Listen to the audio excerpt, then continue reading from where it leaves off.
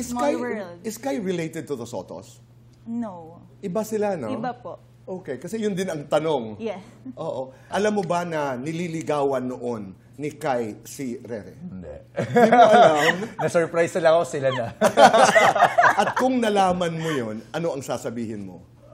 Sa akin dito, boy, okay lang. Before Okay. kasi naging sobrang higpit talaga ako kay Rere. And actually kay Rara din. Sobrang mahigpit akong kuya pagdating sa may mga nanliligaw sa kanya.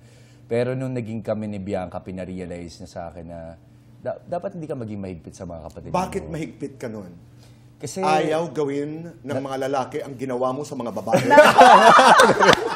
I love it. Nagbibiro po ako. Joking.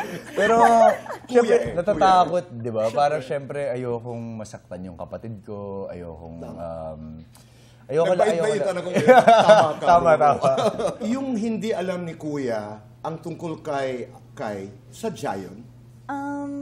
No. Pero yung time kasi na naging kami ni Kai, Tito Boy, sobrang busy ni Kuya. Okay. Alright.